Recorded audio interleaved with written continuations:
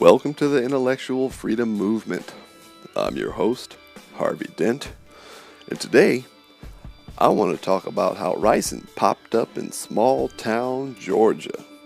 And I happen to be one of the first, I guess you could call me a news outlet, to get the story thanks to an email from one of our sisters of the land, Laura, in Georgia. And she was concerned and wanted to know what the hell was going on with these trucks. And she knew that it just didn't look right. And ricin, what the hell is ricin doing in here? So the story is that this 27-year-old is supposedly a white supremacist. I don't know. I saw a story about it, and I'm not going to even show it here. But it says he's a white supremacist, and he walks into a hospital in Georgia and says that he has ricin on him. Well, I guess if you walk into a hospital and say you have ricin on you, then that raises an alarm. So all of a sudden, they say 30 to 40 vehicles, just like this black one here, and all kinds of other unmarked vehicles, black vehicles, just swarmed in on this small town. Now you gotta understand, this town is it's in the middle of nowhere, Georgia, Fannin County, I believe. Yeah, it's a very, very small town, country life, and everybody knows everybody, and all of a sudden all these government agents come swarming in all their black trucks and, just basically take over the city. They say there are over 100 agents. So this is Laura here. She was funny. She said, I found the civil defense team that supposedly was up here. I've also researched ricin and its effects. Call me old-fashioned, but I guess I was raised differently than most and a very trusting person. So much so that I have to ask, why would 30 to 40 vehicles and over 100 personnel respond? I'll tell you why. Because they ain't got shit to do, Laura. That's why. She said this dude. So this is the dude here, 27 years old. She said he looks like just a typical tweaker. And, so let me introduce you all to the Weapons of Mass Destruction Civil Support Team vehicle. This is what she said, that they saw a few of those down there, and she had never seen a black vehicle like this before. Now, mind you, this was early in the morning for me. She started hitting me, I think it was 9 or 10 o'clock, and she's just doing all this research and shooting me all these pictures. So thank you, Laura, for keeping your ear to the ground. The ricin thing in Smalltown, Georgia. Let's look into ricin and see, what it's about. So ricin is it's dangerous in just about any way it gets into your system. Though eating it is about the least dangerous way. Injecting or inhaling requires about 1,000 times less ricin to kill a human than ingesting, and that's a very small amount indeed. An average adult needs only 1.78 milligrams of ricin injected or inhaled to be lethal. A few grains of table salt. Wow. There's some ugly things too. Those are the same seeds the castor oil comes from. Alright, how does it work? Ricin, a toxic protein, infects cells, blocking their ability to synthesize their own protein. Without cells making protein, key functions in the body shut down. Even in survivors, permanent organ damage is often the result of ricin poisoning. It's a highly unpleasant way to be poisoned. Within 6 hours, according to the Center for Disease Control, victims will have indigestion, the gastrointestinal throwing up, puking, vomiting, diarrhea, dehydration. Basically it just the infected cells just go through and kill all the organs through the body. It's a real fucked up way to die. Alright, interestingly, there aren't any immediate symptoms, and indeed there can be a significant delay before symptoms show themselves, up to a day or two. Exposure on the skin is generally not fatal, though it may cause a reaction. Well, dude, he walked in there with the shit on his hands, and it was in his car, so I'm sure he inhaled it. So if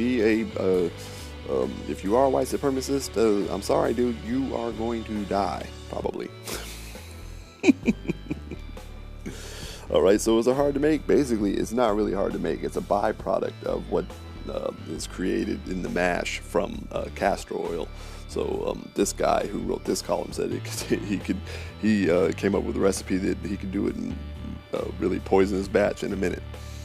But this is the kind of thing that we need to keep an eye out for and we need to watch for. You know, what is this guy, 27 years old, doing way out in the middle of nowhere in Georgia and messing around, get some ricin on his hands, and all of a sudden 100 agents come out of nowhere on the small town.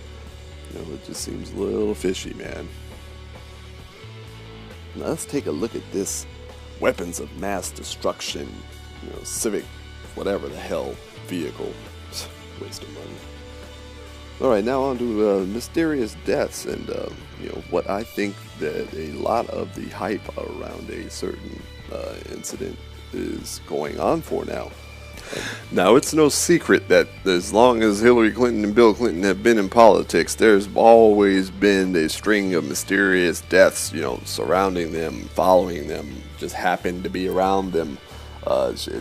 Vince Foster, even they go as far back as Bill being in college, and some chick ended up pregnant that they thought she was pregnant by Bill, just wound up coming up dead. Yeah, she shot herself in the back of the head. Yeah, shot herself in the back of the head and she died. Well, anyway, let's get back to these most recent deaths. Alright, so Democratic staffer Seth Conrad Rich, 27, was shot in the back multiple times, wasn't even robbed early morning when he was out jogging. He was supposedly the one that gave WikiLeaks the emails that they got against Clinton. UN official John Ash died suspiciously the day before he was set to testify. So he got killed right before he testified. Victor Thorne, author of books exposing the Clinton, found dead of a gunshot wound. And then Sean Lucas, lead attorney in the anti-Clinton DNC fraud case. He ended up dead. Well, then after that, around August 18th, Julian Assange's personal attorney, John Jones, just mysteriously got hit by a train. Yeah, just hit by a train. And first they tried to rule it a suicide, but then after further investigation, they said it was not a suicide. That it, seemed like it may have been some foul play. So they're going to continue investigating that. Now, what does that say about Julian Assange?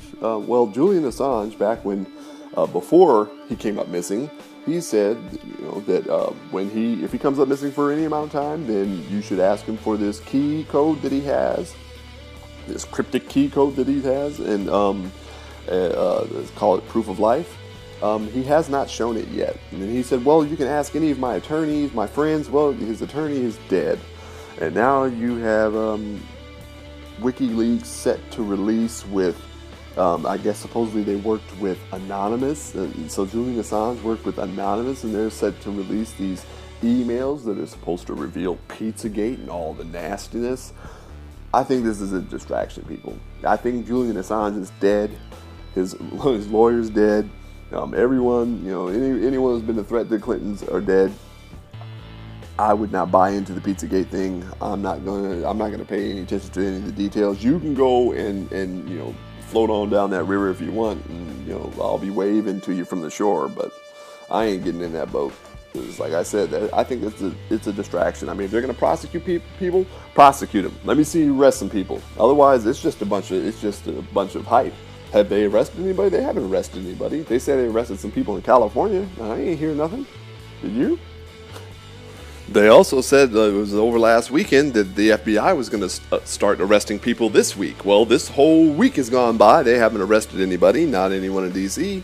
So, I'm not buying it, man. So the whole moral of this story is, you got to second guess anything you hear. You can't just believe anything you hear. You got to go and fact check it. All right, now on to this ICE agent that committed suicide last year on May 6th of 2016, who I did a story on yesterday. Read his little letter, supposedly his little secret suicide note that 2 or 3 news sources didn't see, but everybody else saw. I sent in, I did some research, and I looked and I searched for this guy's name.